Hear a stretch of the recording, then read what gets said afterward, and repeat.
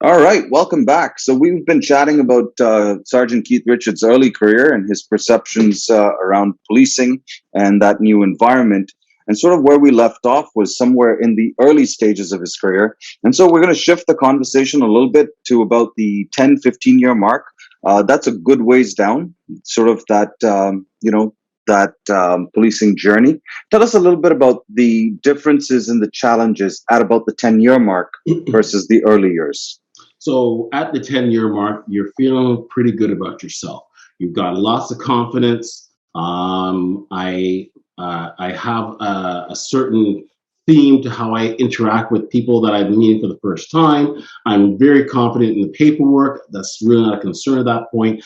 And at that point, you already feel like you're a leader amongst your workmates. At that point, I can say that while I never viewed myself as being overconfident, I did exude a certain amount of confidence when I went to the calls, because I think by the time you have about a decade underneath you, you've seen a substantial amount, and there aren't a lot of surprises at that point. You might be thinking about your future endeavors in terms of your leadership direction, but for me, thinking about on a personal side, is I'm feeling really good about myself. I'm feeling pretty confident about myself, and at that 10-year mark, I'm in a real good place. I've Okay, already great. garnered the respect of my workmates. Well, now I'm going to challenge you and I'm going to build off that. So you made a comment there right at the end, which was actually a perfect segue into my next question. You said, I earned the respect of my teammates, my workmates. Yeah. You talked about your competence, if you will, with doing your job. So I'm going to refer to some research that has been done that suggests that around, so there's been, as you know, there's a lot of studies of policing out there. We don't have as many studies in Canada, but we have a lot of content coming out of the United States. And one of the common trends you will find is that roughly around the 10-year mark, all the research indicates that the level of police cynicism starts to increase. That's a general norm that has been identified through multiple interviews with police officers from across the United States, as well as in England. And that 10-year mark seems to be the critical point at which cynicism has increased to a certain extent. There's a little bit of withdrawal from the broader society because there's a greater identification with the role. You're much more competent 10 years in. You're feeling pretty good about yourself. And the last bit there that I want to talk about is there's a little bit of the shedding of the idealism that a lot of people start. So, what they start with. So that ideal, I'm going to serve the community, I'm doing something, some of that is reduced. Now, these are from interviews with police officers on the job. Talk to me a little bit about that, because you talked about your workmates' perceptions, you talked about your competence. How does this interact with, the public? Is there a greater level of cynicism? Yeah, so here's what I would tell you. Part of the challenge we have or had, because there's two different experiences, 30-year policing versus today's policing, and I'll go back and forth between the two, is part of the challenge is a lot of people that gravitate towards policing have a type A personality, right? Ma'am, just give me the facts. I'll do the investigation. I'll arrest the bad guy, put him in the jail, we're all safe. That was never my style of character or personal being. I was always the person that I would say, "Are you okay?" Right? I can take the report later, but are you okay? Right? I can honestly say that I would in that sense I would be part of the out group, because most officers don't do that, and that's not to be critical of them. Sure, it is what it is. But I would be the one that would say, "Are you okay?" Right. And so that kind of made me a little different. Now that said, you then fast forward to a decade in terms of my police experience, and I find that the data that you're producing, a lot of it comes from at that point in your career, you start thinking, I've got confidence. Maybe I want to now go down the road of promotion. Right. But I'm unsuccessful. You see how cynicism might start creeping in. At that point, usually about 8 to 10, you're starting to go into specialty units. Maybe I want to be in tactical. Maybe I want to be in forensics. Maybe I want to be in major crime. Right. If you're not successful, that starts building. Because you have to remember when the police service hires you, the intention is to hire the best of the best. You only want the best in your organization. Right. In policing in Ontario, we have about a 5% success rate. So when you have a 5% success rate, and when you have a 5% success rate, you're getting the best of the best. So now you're in this organization in Durham, let's say we have 900 officers, and you're now one of 900 of the best of the best. But now you're competing against the best for these specialty units. So it becomes an even bigger challenge to try and get those specialty units because you're competing against people that are equally as strong on the job. We're old friends, so you're going to have to accept this. I'm going to cut that answer off, though, and I'm going to refocus on the question I asked, which actually had nothing to do with organizational cynicism, which I think exists fairly across all jobs. You know, that internal frustration with progress or whatever. I fully get that. I respect that. That's a different conversation. The one I'm trying to have here is cynicism with the general public. You know, this sense that people don't get it. People don't get what I do. That level of cynicism is what really the research is talking about. It's that there's what starts out as an ideal notion of justice then becomes, I'm out there helping people that don't treat me well, that don't always respond well to me. And that can build a level of frustration. That's the cynicism I'm talking about. At some point, you start to view the public a little bit differently. Yes, but the foundation of that cynicism comes from experiences that are more, I believe, that are more internal than external. If you give me some type of critical assessment, and you say, Keith, I've been watching you work. You're not doing a good job. If I'm not already in a good place, I'm going to push back on that. But if I'm in a good place, I'm going to say, thank you very much, Neil. I'm going to work on that.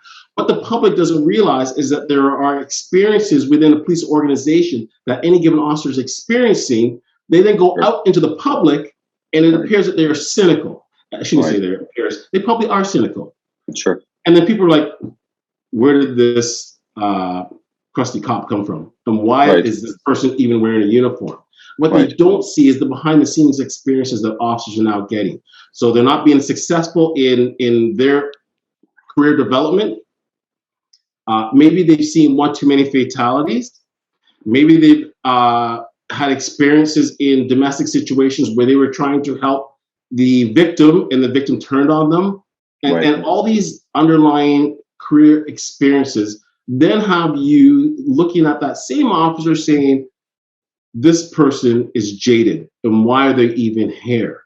I don't think any officer that I've ever come across early in their career came into the job with that level of cynicism, but it develops and harbors as you go along in that journey. And usually the starting point is if you were unsuccessful internally for something that you want to do. Well, on the bright side, there is evidence that also suggests that as you continue on down the path, that balances out. And, you know, these are push and pull reactions to new environments. You know, the early optimism, the, you know, sort of that sense of reality sometimes being dashed. I think that exists everywhere. We can all be idealistic about any job. You can make that argument about professors that start out with an idea and 10 years in, they have a different viewpoint. I think the point I often stress to my students when I talk in class is that remember that we are people first and law enforcement second. You cannot get to law enforcement without being a person first. So even the public has an idealized version of what the police are supposed to be. And that runs contrary to the fact that they're human beings with lived experiences and stressors, and they bring that to the table. We don't get to cut you guys out of a mold, you know, which would make, I imagine, police public relations much easier, you know, but then depersonalized. So, you know, all right. So along the same theme, you've heard there's a lot of communication, a lot of talk about the blue line. Yes. And the blue line in policing has both a lot of people that support it and a lot of people that believe it is a negative representation. So on the one hand, I've heard police research that has talked about it's a necessary part of the job because it safeguards, you know, whether it's against public hostility or a lack of understanding of the internal culture and the things that you guys go through. So there's a purpose behind that solidarity that is some positive outcomes. There are others, and I'm gonna quote Charles Ramsey. He is a retired police chief from Philadelphia. He's done a couple of TED talks. He's on CNN a lot. Um, he has got 47 years in policing, and his position is he doesn't like the term blue line because to him it represents a separation. I think he, in his TED talk, he referenced it as he likes a blue thread. You kind of go through society, and there's various interactions. Talk to me a little bit about your perception on this subject, because I can't get through a whole class without somebody asking me about the blue line and its purpose. So, the blue line or the blue line mentality, I call it a respect thing. I think that there is a need for it. And it's funny, when you're in this specific industry, we'll say policing, because there is this mutual respect for one another that where you are putting yourself at harm's way for complete strangers, that builds that camaraderie and that respect amongst other police professionals. And I think it's healthy to have that blue line respect. I think I have no issues with it, because I think it's what brings us together as law enforcement personnel. There's no other industry that is like that, where you have that commonality. And it's not to say that there's a commonality amongst other employment endeavors, but in terms of being able to insert yourself into people's lives, some of them want you, some of them don't want you. It's an environment on its own. That said, where things go awry is when you leverage your own credibility for the thin blue line, right? So when officers start either failing to report or lying or misleading people in order to protect others who represent law enforcement, is when the credibility of policing comes into question, and the credibility of the blue line comes into question. To me, I'm okay with us acknowledging that there is a specific spirit about policing, right? But it cannot be at the detriment of your own credibility, and you cannot leverage that credibility or that respect for other law enforcement personnel. We were hired for a specific reason, and we are officers for a specific purpose. And but unfortunately, there are officers that would leverage their own credibility. So I mean, is it? I think it's fair to say, and you can correct me if I'm wrong. I think what you're talking about is fringes, right? I mean, you take anything, any idea to the nth degree, and you can have a problem. I've often tried to explain it this way. I think that having no sense of solidarity is one extreme, and that would be problematic, or it could be problematic. It could have some benefits, but there's definitely some problem areas there.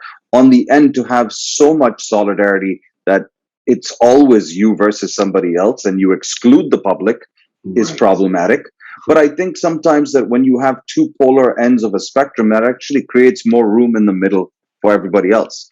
How much of this do you feel is really a matter of misrepresentation? So what we see in the media is representing perhaps a small segment of a police mindset that perhaps is not applicable to the majority, but that media representation influences public view. Is that what you're saying? Well, it's like everything else in life. The what we see or what people see in the media is usually a minute representation of the bigger picture. The media doesn't usually focus on the feel-good side of policing or the feel-good side of the blue line, because that doesn't garner attention. It doesn't garner likes, it doesn't garner views, and it doesn't garner sales. Right? So they will focus on that. But I would tell you that the vast majority of police officers have this admiration and respect for each other because they understand what is at stake, or they appreciate what is at stake.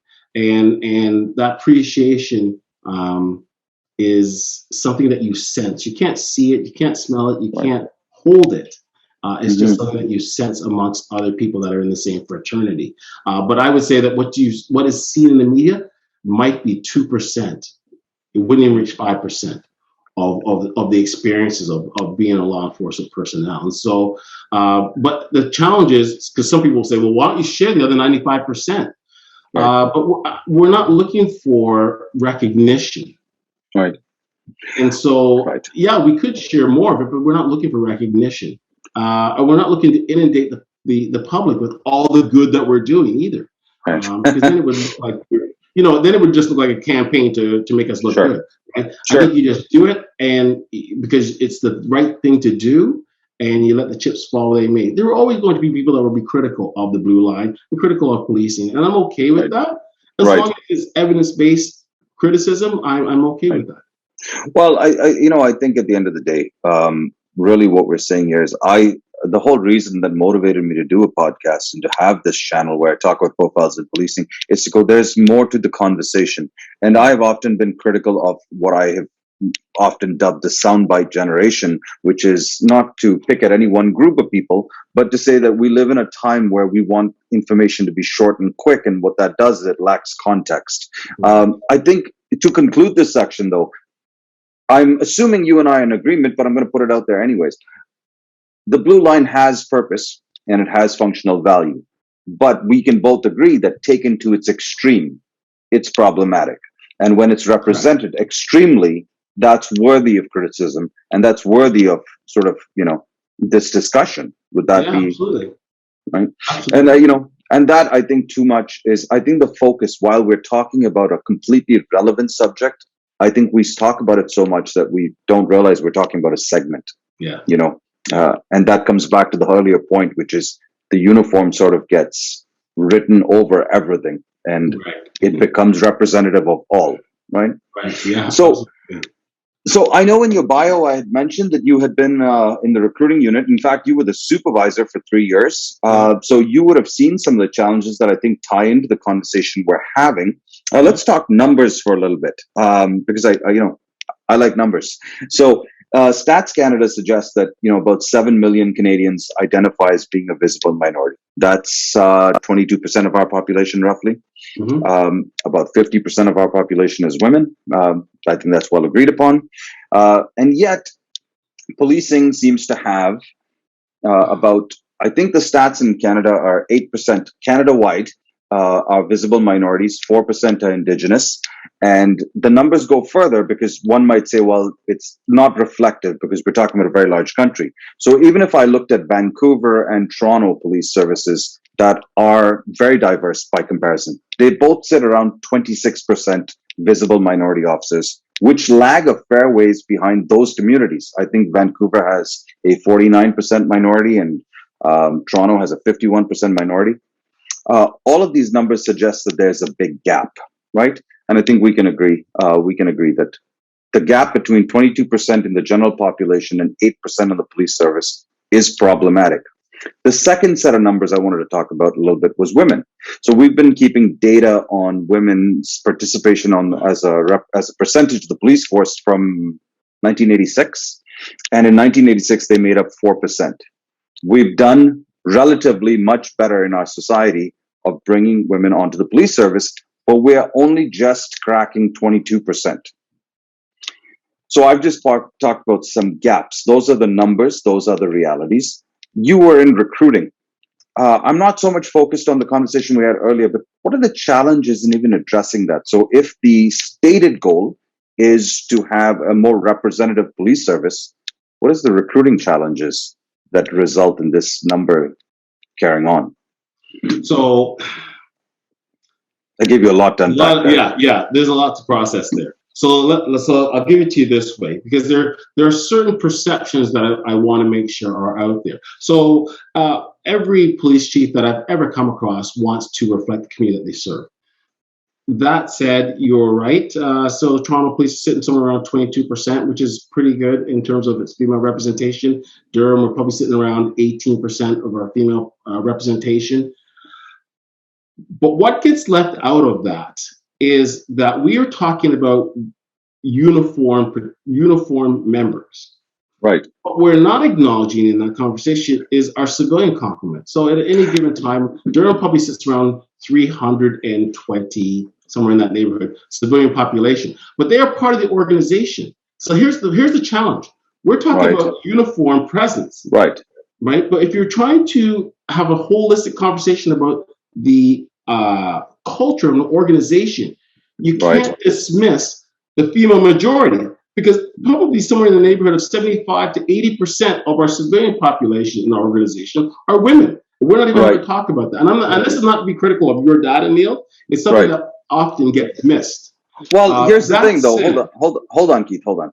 yeah, Here's what I want to push back on. So I fully acknowledge, and the Stats Canada data, which we all consider to be fairly reliable, yeah, will also indicate that 7 out of 10 administrative positions on the police service are occupied by women.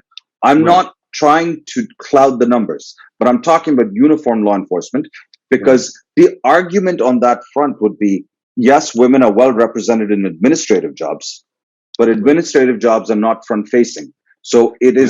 it's a bait and switch to say, well, hey, what does the community look like when you're out there policing? Go, yeah, behind the scenes we have a lot of women. You see where I'm going with this? I'm not Yes and no. So it depends okay. how you interpret your first line of experience. So if you come in to get fingerprinted, in all likelihood it will be a woman. If you come into our front desk, in all likelihood it will be a civilian female that is going to be your first point of contact. So there are Okay. times when our civilian females are the first point of contact. If you call into 911, most likely, because 90% of them are women, you're going to speak to a woman. Your first point of police contact, if you call 911, will be, again, a woman.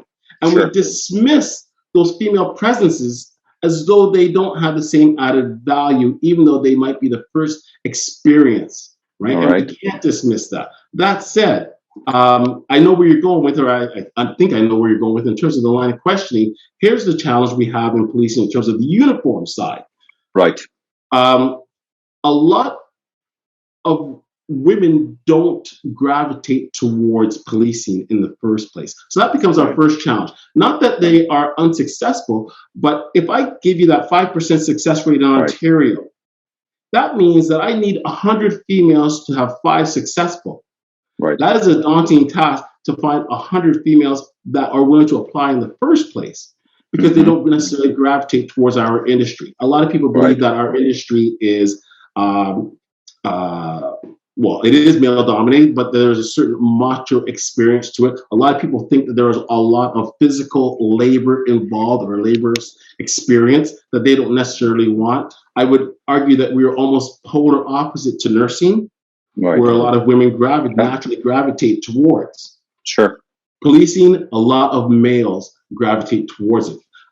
That said, our goal, notwithstanding our civilian complement, is always going to reflect the community in a uniform context. So we Right. have 51% women in Durham region.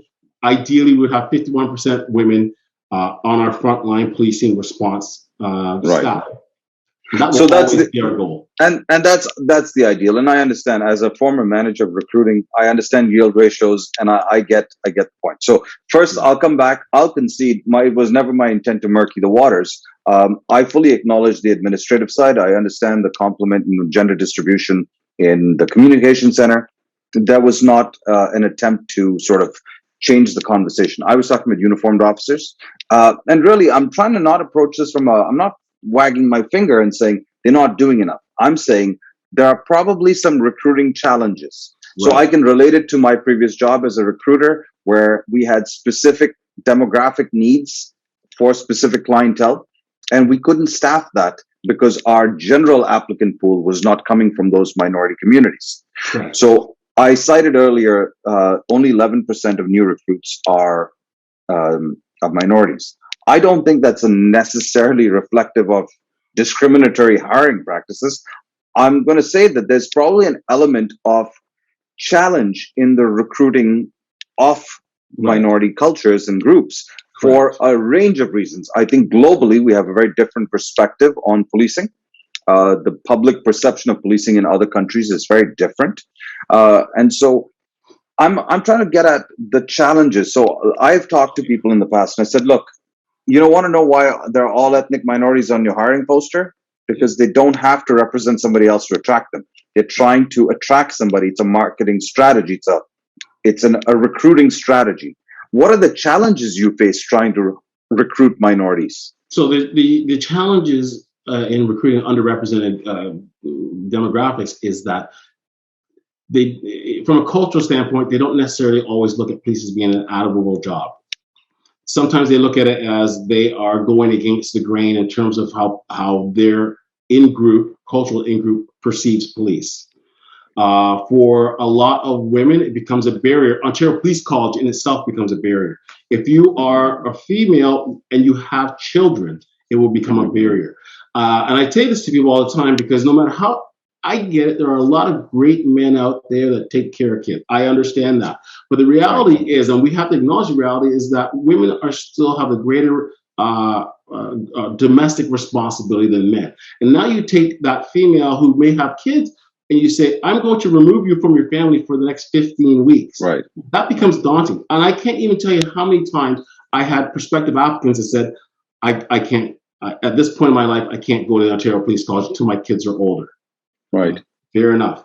Would you consider dispatch? Right. But, you know, those are real life scenarios that we have to entertain. I don't think, even though our goal has always been to have 51% women in uniform, I can honestly say that that won't happen in my lifetime.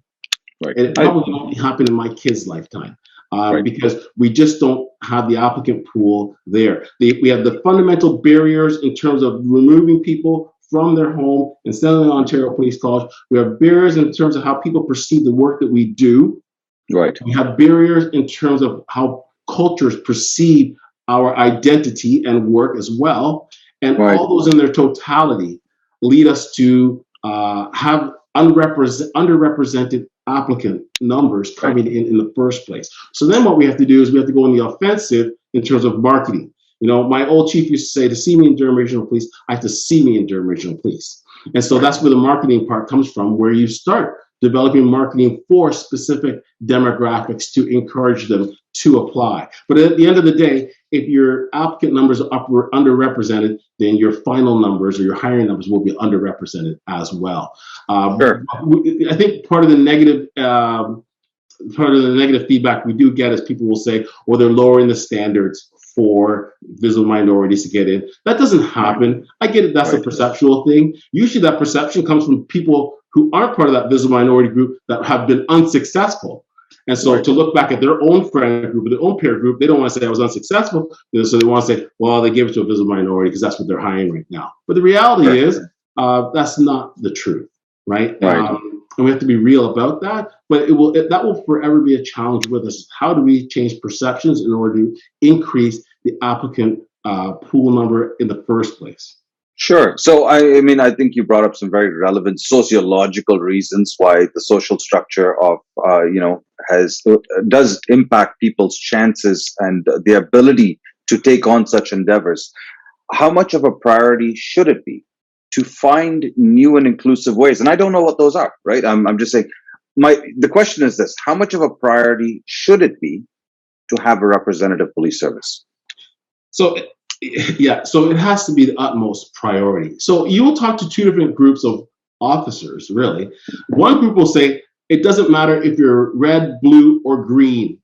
If you have that uniform on, you've got a job to do. But then there will be the other group of officers that will say, yes, we need, in order to be a dynamic organization, you need to have balance of representation. I lean towards that group because I understand the merit of it.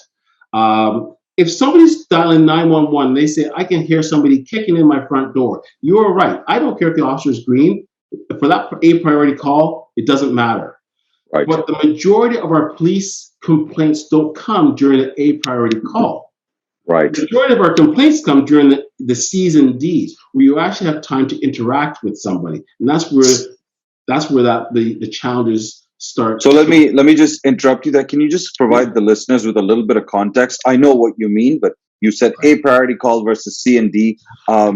So an a priority call, some people call it a priority call, some people call it priority one.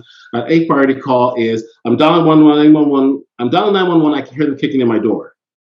A B priority call might be, you went to the movies, you come home, your front door is wide open, you don't know if somebody's in there, you're going to sit in your car, you're not in any immediate danger. We're going to get there as fast as we can because persons might still be in the house. Right. A C priority call would be, we have a shoplifter in the security office. We're waiting for a cruiser to come by and process this person. They're not acting out or anything like that, so we're just waiting. And a D priority call would be you go out in your front lawn in the morning, there's a bicycle on your front lawn, you don't know whose it is, call the police. It could be stolen, might not be stolen, I don't know whose bicycle it is. That could sit for days waiting for somebody to deal with it, but there is no immediate threat or issue. So that's kind of the scope of the 4 different priority calls. Right. When there's utmost of importance and time, that's not usually where the complaints come in. It's the time, the C's and D's, where you have time to interact with people, is where complaints typically start to happen, because now you're having this interaction, this conversation, this communication, and that becomes the bigger challenge. If you're also an organization that wants to think or pivot on a dynamic spectrum, then you need a spectrum of experience, which is one of the reasons why we don't take just people that have taken law enforcement educational endeavors into our fold. Because you want to have that diversity of opinion, you want to have that diversity of experience. If everybody we hired looked and acted and think a certain way, then we would never have that difference of opinion or diversity of opinion. So it's very important that we diversify our workforce so that we can come up with remedies for those that we serve, community we serve in the first place. So do you believe that I'm gonna pivot here for a second? Yeah. Do you believe that you have? I know you can't speak for everybody. I'm asking for your perception. Yeah. Do you believe that there is good diversity of perspective amongst uniformed police officers on life in general, or is there a fairly uniform sort of a culture that holds sway? That's an unfair question. I get it. No. I think that there's a good diversity of perspective, but I think that sometimes what happens is the louder group, you tend to voice over the quieter group, and the quieter group are usually the ones that have the more diversity of perspective. So then you have the personalities that then override that, and that's hard to change because that's part of that culture, right? Right. You know, it's kind of the squeaky wheel gets the grease, and so you have to try and override that culture, but that can take decades to right that ship, right? So that for us, we know that's ever present. Right. We're constantly vigilant to try and improve the culture, but by no means are we there yet. We do need greater representation because there's value in it. If I want to learn how to create a specific initiative for a specific demographic within my patrol zone, if there's nobody at the table when we're planning this that can speak to that specific demographic, then how are we supposed to properly patrol that area? And so because people always say it doesn't matter what they look like. Right. If whoever the best person for the job is whoever got the highest mark on the test. And I would challenge them and say the highest mark doesn't necessarily mean it's the best person for the job. The highest mark just means it's the highest mark. But then you have to define what does the best person for the job look like. That's the biggest challenge that we have in policing. What is the best? And the best isn't necessarily the highest score. Right. So really the takeaway, I know you're not in recruiting anymore and you're not actively trying to recruit through this podcast, but if there are people out there who are visible minorities or they're or women and they feel they're underrepresented, that's true, but they should still apply. There's a place and there's a purpose and there's still a priority for diversity. All right. So I'm going to come back. I'm going to come back to something you didn't acknowledge fully, but sort of we alluded to it. So we were talking about this whole internal culture. We were talking about cynicism. We were talking a little bit about the creation of what has often been referred to as the us versus them mentality. And we unpacked that a little bit. We talked about where it was justifiable or understandable, if nothing else. And on the other side, where it was sort of not. So I'm going to shift that. I'm going to build off that and ask you this. There is both anecdotal and research evidence that suggests that it's not just cynicism with the general public. What you also start to see a little later on in the career is a cynicism with the white shirts, right? And for context, I'll say the white shirts are your police leaders and your administrators. And so if the argument has always been, nobody understands the police like the police, and in a Canadian context, we don't have elected civilians in those positions. We have police officers that rise through the ranks. Yeah. How do you square that line of thinking? Because arguably the white shirts have been where you've been, and they get it, and they're part of that internal police subculture that the general public might not understand, but they do. So how do we start to get the fracture between the front line and the white shirts? So usually, that's a dynamic question in itself. So part of the challenge is as you ascend in an organization, you become more farther removed from frontline policing, and then you reach to the what we call the senior officer level, which is inspectors and above. And when you get to that inspector and above, that's usually when you transition from a dark blue shirt to a white shirt with, so it's usually dark blue with silver or white to a white shirt with gold. Right. And when you transition to our senior officer level or our executive level, you become even further removed. Unless you're a duty inspector, you're further removed from frontline policing. It becomes less about day-to-day police operations, more about budgets, more about what most corporate executives have to deal with. And as you continue to ascend, the perception of those down below is you don't understand what we're doing. Right. And there is some truth to that. To deny that, I would be doing the front line a disservice, because the reality is that they aren't plugged into what's happening on the front line response. And usually there's a delay in them even receiving that information. So if we find that there's a cultural shift in terms of how people are processing suspects, by the time it reaches the superintendent, it's probably been going on for a year.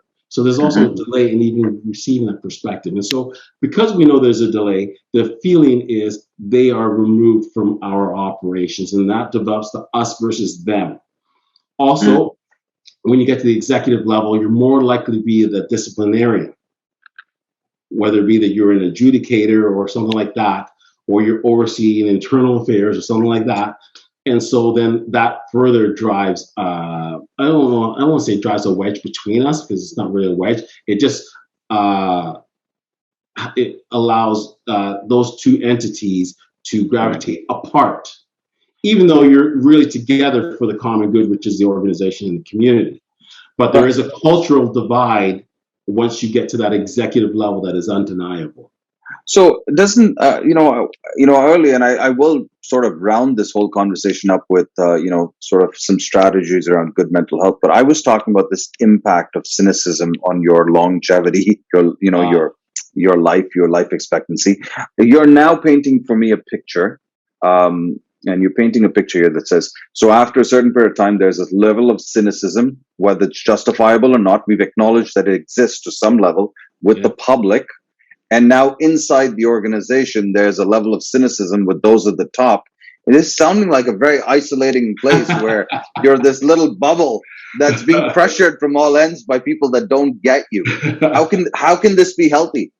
No, it's not healthy. And so, the organization acknowledges that it exists. Our police association acknowledges that it exists. And to some degree, our human resources would acknowledge that it exists.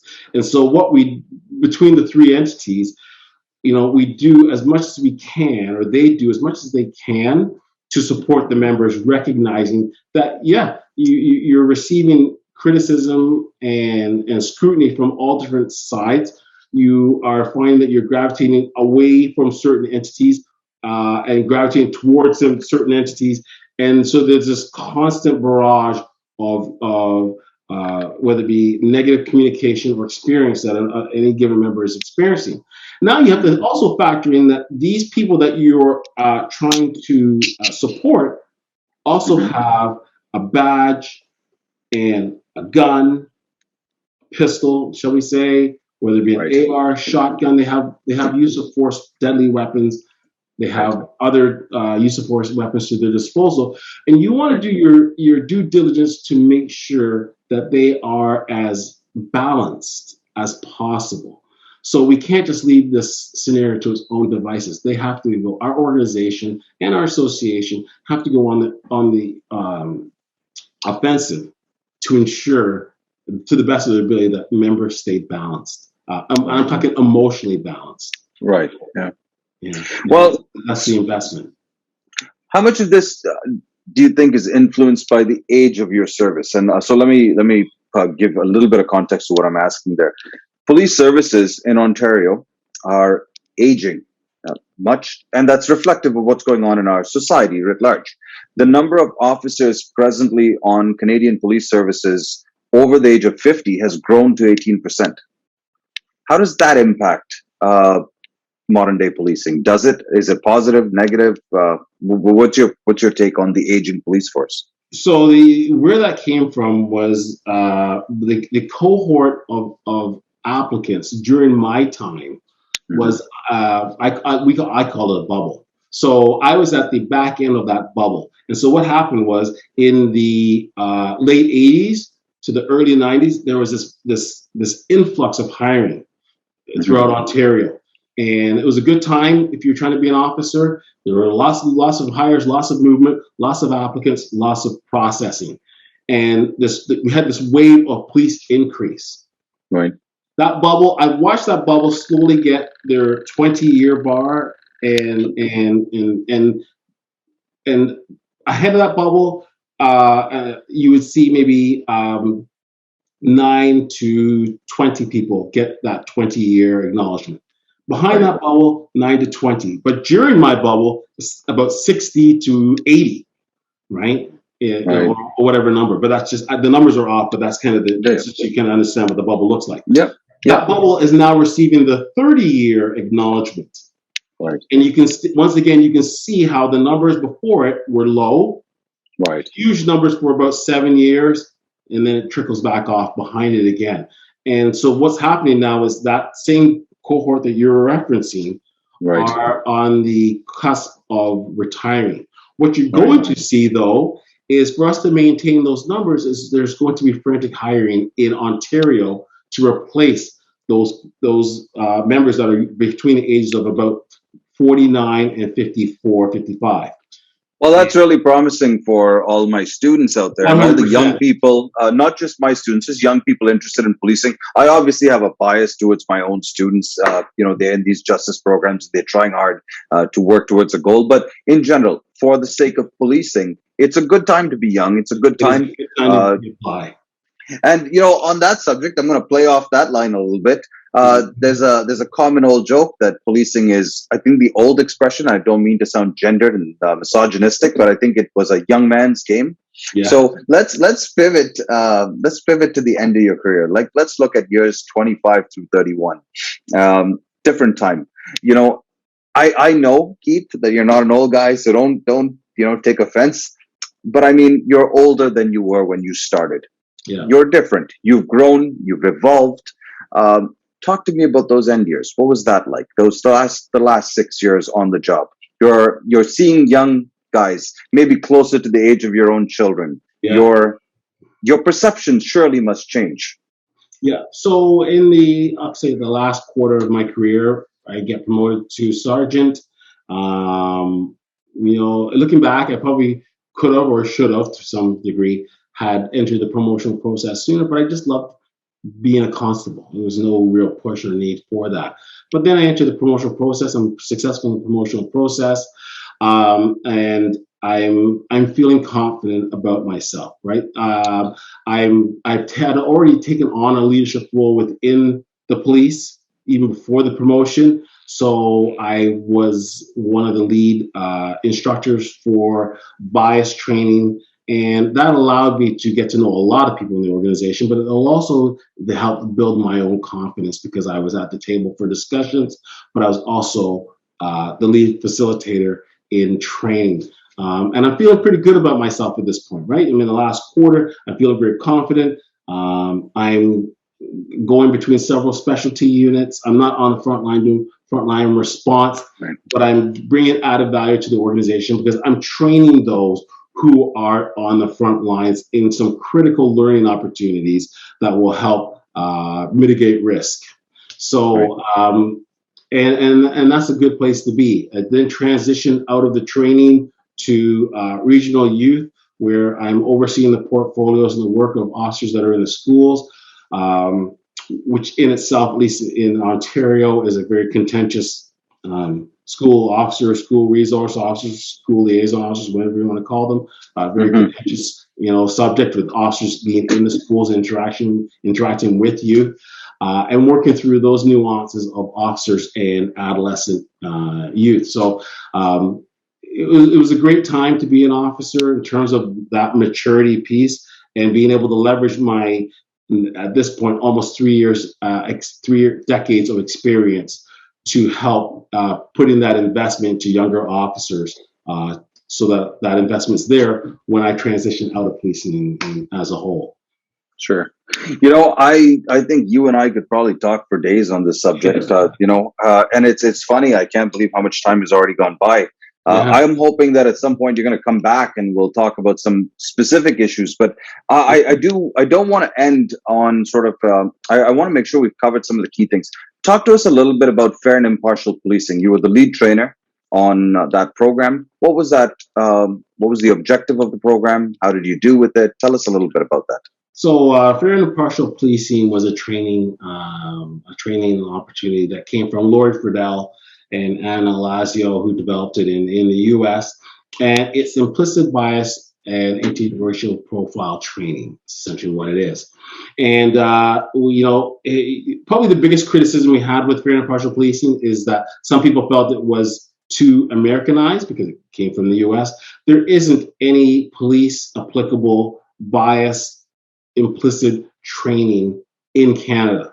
And so you have to go where the training is. Now, we did bring the training back and make it as Canadianized as possible, but you can still sense the American part of it in terms of university studies and so on. And so what it does is we take you through this journey over the course of a full day, where you have to learn what your implicit bias is. You then come to terms with what that implicit bias is, and hopefully you're able to compartmentalize your implicit bias so that it does not have an effect on your operational decisions. Right. That's the end of it. The biggest challenge about it, though, is it forces you to come to terms with your implicit bias. But you have to be open to suggestion. If you're not open to suggestion, then it's just not going to work. Anybody can shut out any kind of learning opportunity. Sure. So we bring it to Durham Region through our then deputy Chris Fernandez. Our chief Paul Martin says this is great stuff. It's developed specifically for police officers, but I want everybody, or Paul says, I want everybody to learn fair and impartial policing. I want everybody to experience it because I want to change the culture of the organization. So we then become the only police force to not only have our officers trained, we have our civilians trained, we have our, you name it, anybody in the organization had to have the training, our auxiliaries had to have the training. And what he was trying to accomplish is to have this holistic approach to our organization where everybody was on the same page in terms of inclusion and implicit bias. So that was a big thing for Paul. And so I started working on that. The biggest challenge I had, though, is that people would inherently push back on the training because they were distracted by the American content, even though we were talking about human bias. Right. And that was huge. And we had to keep reminding them, we're not talking about Montana and Dallas and Missouri. We are talking about human bias. So when I talk about an officer stopping a 10-year-old black kid on his bike, I'm talking about an officer stopping a 10-year-old black kid on his bike. It doesn't matter if it's in Ontario, Victoria, Nova Scotia, or Florida. Yeah, and as human bias. And as an educator, I fully can appreciate that. I mean, at the end of the day, we're looking for the transferable skills, right? That's what you're talking about. Not but the that specifics. but the distraction of me seeing Montana would be ever present. And some of our members couldn't get past that. So we did try to make it as Canadian as possible, but that was ever present. Some people, I guess, because they want to discredit it, will focus on that. But here's the reality of fair and impartial policing or implicit bias training, is that you have to be open to the suggestion that you might be biased in order to champion the learning opportunity. Right. And the challenge we have is that good people won't always embrace that unsavory message because then it doesn't feel good inside. I'm not prejudiced, Keith. So why would we should have bias training and you should give it to them, whoever them is, but I don't need it because I'm a good person. And implicit bias training and anti-racial profiling training is about helping good people be better. It's not about being critical of oneself.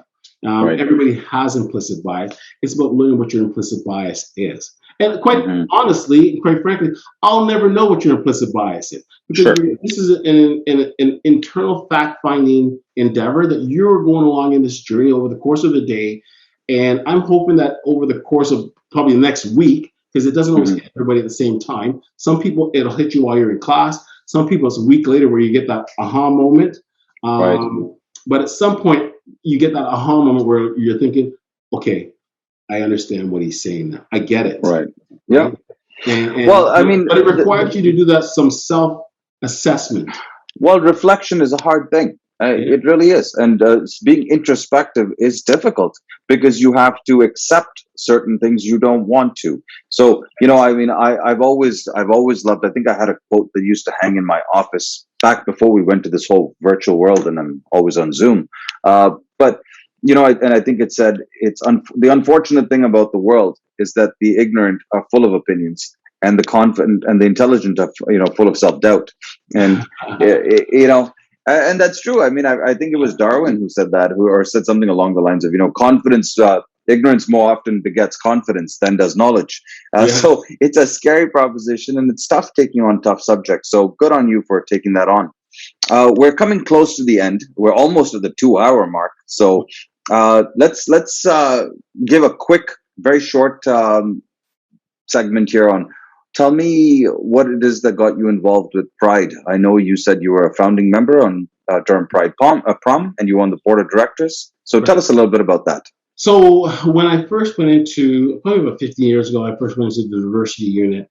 And literally they said, here's your desk, here's your phone, here's your cell phone, and here's your computer. Go figure things out.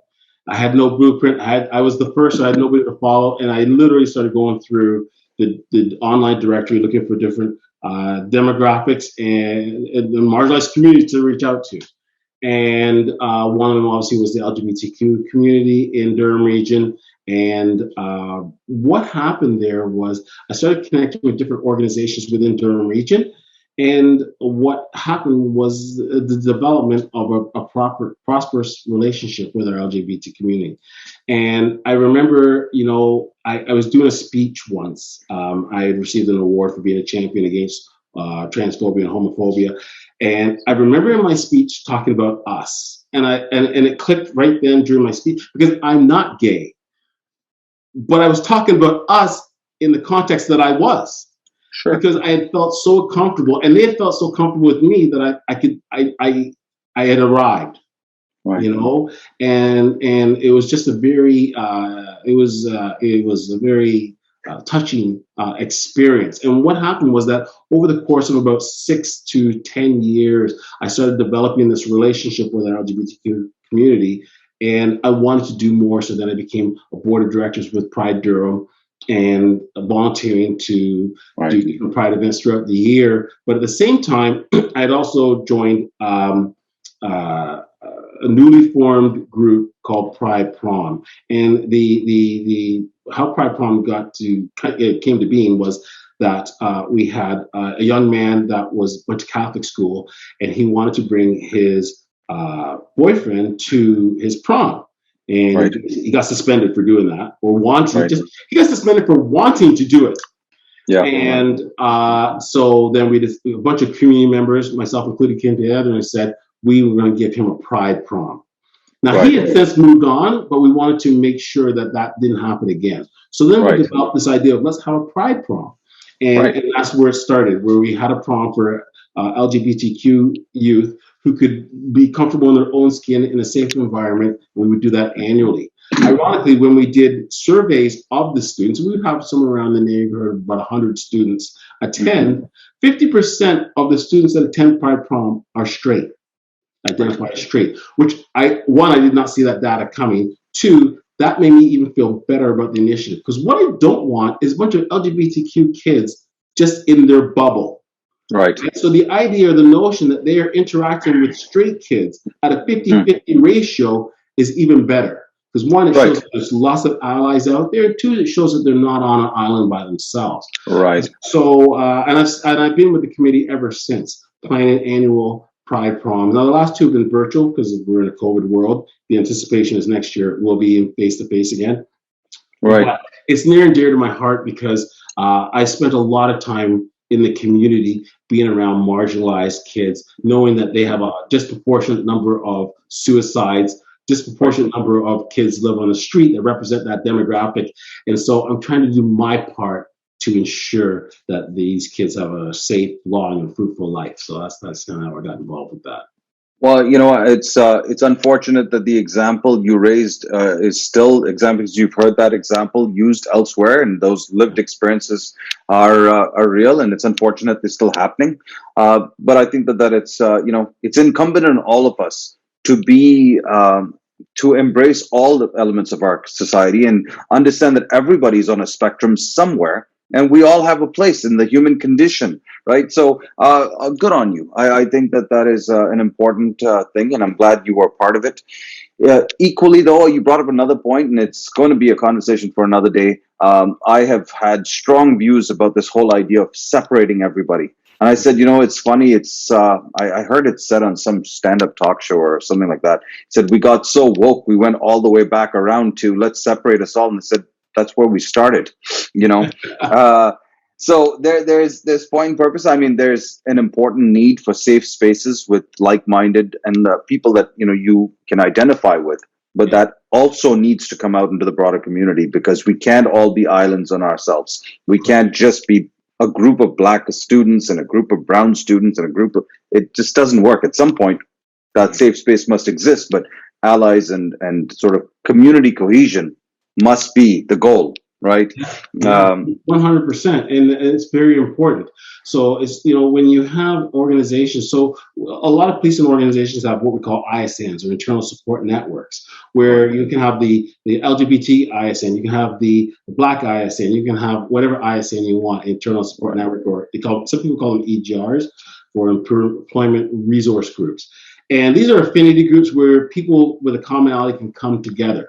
But if you have, let's say, the Black ISN, in Toronto Police, there are several Black ISN members that are white. Right. Right. Membership is not just for those who are Black. It's for those who are allies, those who can be supporters, or maybe just have a friend, or maybe they're just somebody who just cares. Says, I don't represent that group, but I want to be part of that group. We have to all social progress at the end of the day has happened alongside other groups of people, and you can take that on any social context. We have always moved forward when we have included other people, right?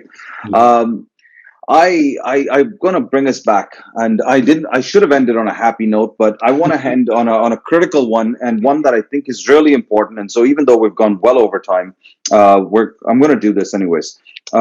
You talked a little bit about implicit bias, and I know you've been a guest speaker in my own classrooms talking about implicit bias. I know it's a subject that's near and dear to your heart, not just because you see it as being necessary, but because you truly believe that is a part of all our lived experiences. Yeah. So I have two questions that I'm going to end with. My first one is, talk to me a little bit about, I know you've had experiences where you've had to experience both your own biases and other people's biases. You've come home from work, you're in a different context, you're worried about perception, you're thinking about all these things. How do you live through all of that? So talk to me a little bit about those experiences. So you've come home and you're thinking about sort of what other people perceive, how other people perceive you. Yeah. So in policing in Ontario, more often than not, our officers do not carry guns off duty, and you have to have usually special permission to take your gun home. Sometimes it might be in a lockbox. more often than not, depending on the circumstance, you might actually be wearing the gun. Here's what I will tell you: for all the times that I've actually had either had to wear my gun home or was in what we call plain clothes, old clothes, whatever you want to call it, is my biggest fear was always that if I was in the grocery store, I was always petrified that somebody would see my gun on my hip and call the police on me as a black man with a gun. Mm. And I always thought to myself, do white guys worry about this? You know, and I don't think I ever had I don't think I was ever brave enough to ask because I didn't know how they'd interpret my question. But it was ever present in me that I was always concerned about that. I was always concerned that I might be face down on the ground before I can show my badge to say I'm not a criminal. And that is a context that black officers have to face. Right. And you can't dismiss. And so that becomes part of your consciousness is you're always worried about somebody misinterpreting who you are. Right. Right. And, you know, I tell people all the time, I'm a black man first and a police officer second, because that's the first thing you see. Right. And we have to be real that people have perceptions based on those biases, which brings full circle the fair and impartial policing. So, but that's the reality of it, is that those are the experiences. Some people will say that's unfortunate, and I would agree that is unfortunate, but it is also reality, right? Is that I have to be extra vigilant about who I am and how I conduct myself, particularly when I am out of uniform. That said, I have had people call the police on me when I was in uniform because they didn't notice the uniform. If you can imagine that experience, right? So at least right now, we started the conversation with Keith Richards in plain clothes, but somebody might see the butt of a gun. Imagine Keith Richards in full uniform, police on the chest, Durham Regional Police on the shoulder, Mark Cruiser on the street, and they're still mistaking me for an assailant. Right. Because they've seen this face and they've missed everything else. And now, if I guarantee you, my audience is saying, "Is that even possible?" I'm here to tell you, Neil, it is possible because I've lived it. Right. I in a way, I wish I had never heard you tell this story before. And because we're friends, I've heard it, and I think the shock value on my face does not represent sort of my first reaction, but. No, I can appreciate where you're coming from, and that's a difficult place to be because that's hard to rationalize yourself, right? Yes. It must be hard to go, how do you miss this? Yes. And the car and the, you know. And the flashlight and the walkie-talkie, right? Yeah. And all the things that the person called in about me. How do you realize you call in on a suspect and you say he has a flashlight and walkie-talkie? What criminal walks around with a flashlight and walkie-talkie, yet you don't see police on the chest, police on the back, police on the shoulders, cruiser on the street? So it does happen. And so what that then does is reminds me that no matter how much of a uniform I am wearing, when I'm in the community, there is always the potential to be part of that out group that will be mistaken for an assailant because the one thing he did not get wrong was that I was black. So how does this experience?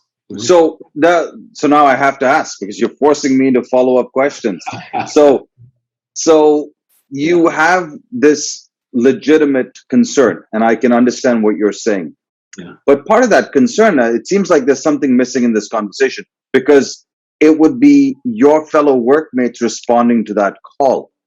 Yes. So, and if you went face down before you could produce your badge, it would be your fellow cops that would be doing that. So talk about this. There's a disconnect here. Say more. You know, sort of connect the dots. I was so in that particular event, I was between two houses. My fear was that K9 was also on the call. The dog. My fear was that the dog might not recognize I'm an officer. Right. My other fear was that if I stay right where I am right now, that they may see an assailant with a gun, not realize it is an officer in uniform with a gun. Because there's nothing at this point in my career, we have not had bias training. So the guy that calls it in has the same training as the cops, which is no training. So there is nothing to suggest that what he missed, they wouldn't miss as well. because they might just see a black man with a gun, and they might see the cruiser, but they might still miss the same cues that he missed that led me to this event in the first place. And so I got on the air right away to start warning people because I was petrified that I might actually end up in a shootout with my own people. Wow, that's And surreal. Yeah. yeah, yeah, That's surreal. yeah, absolutely. That's the stuff they make movies about, not the good cops. Serpico. Yeah, not the good cop stuff you have done. They don't make Yeah, movies about that, but yeah. this they would have. Well, Serpico is a whole different conversation, and we didn't fully investigate some of those circumstances today. That's all right. I'm going to probably get you on that one because you introduced it at another point. No problem. Hey, listen, let's wrap this up on a positive note. I think a big part of success in life in general is should be attributed to your family. I think for all of us. Now, that's my personal bias. It's the rock at the end of the day upon which we build all of these things. It's the reason we do all of these things. Talk to me a little bit about the importance of your family in your life, taking you through a long career. That is not easy. Shift work is not easy. It puts a lot of demands on your marriage, on your parenting, on your life.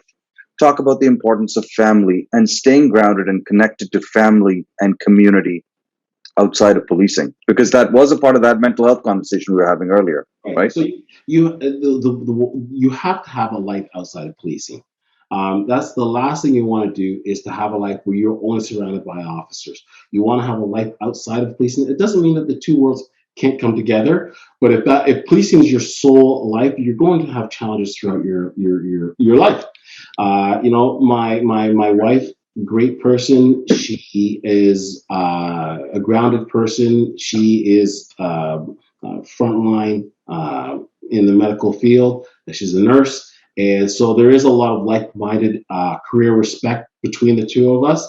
But she also understands the shift work because she does it as well. And I think that's important is when you have your partner, whomever your partner is, where you have that same level of respect for one another's careers. And because we both lived that type of thing where there is a certain amount of risk to our environment, it allows us to then have that relationship where we can have that mutual respect for it. But you also have to make time for your family, right? I always tell people all the time, you're never going to find time in life. You have to make the time. And so my objective as I went through my career was always to make sure that I had made the time for my girls, made the time for my wife, made the time for my family, made the time for my friends. Because that's important. It keeps you emotionally grounded. Operationally, it doesn't change anything, but emotionally, it gives you an escape from that day-to-day rigors of being an officer. And as we've said earlier in the interview, that doesn't end when you get in your vehicle and you're walking out of that division, or you're getting in your car, you're driving down the street. You're still going to be hyper vigilant to your environment. So it's very important that when you get inside your four walls, decompress and make that time for your family. And my experiences with my family have been excellent. My kids have grown up around policing. That's what they know. They understand the risks as well. Everybody understands the risks, but they've loved having a father as a role model in that experience. So always make the priority for your family, because when you have those hard days, that's who you want to lean on. Right? You technically don't want to lean on the officers. People think, you should lean on the officers because then you can have talks and they'll understand it. Yeah, operationally they will understand it. Sure. But emotionally, it's the people that your emotional support that'll get you through that night when you're trying to go to sleep. Right? That's where the support truly comes into play. And your officer friends won't be there when your head hits the pillow. So you always want to make sure that you're surrounded with people that can give you that emotional support. And so I feel like that's garnered me the most success. And I'm not talking about monetary success. Yep. Emotional success, right? Sure. So and I mean, I don't think we give enough credit to the families of law enforcement that have to do a lot of heavy lifting behind the scenes so that you can go out and do what you do. Absolutely. I think that's what final advice would you offer my students? So if you were going to end on a piece of advice, what would you say to my students as they continue on their journey? So here the one piece of advice that I will give them is to make sure that you're joining the police for the right reasons. If you're joining it because you watch CSI or you're trying to join it because you want to be the next canine officer, or you're joining it because you want to be on SWAT, then you're joining for the wrong reasons. And in all likelihood, at some point in the process, you're going to be unsuccessful because they're going to weed you out if you're not genuine in your interest. Make sure you're joining because you want to do that core job, which is help the community, right? If you're joining for any other reason, I would say you should look for some other endeavors because you just the likelihood of success wanes as you get starry-eyed over things that you've seen in the media or on TV. So just make sure that you're joining for the right reasons. The right reason should be to do right by the community. And if that is the position that you're taking, then you will garner that success. Well, Sergeant Keith Richards, thank you for sharing your journey with us and unpacking. And I know we left a lot of topics on the table because there's so much to say, and you and I just talk forever. So I thank you for your candor. It's been real fun. It's been a lot of fun. It hasn't felt like work at all. This has been a great conversation. Thank you so much. I wish you all the very best in your retirement, and I hope you'll come back and have another chat with us sometime. I'd love to. All right, Keith. Have a great one. Happy retirement.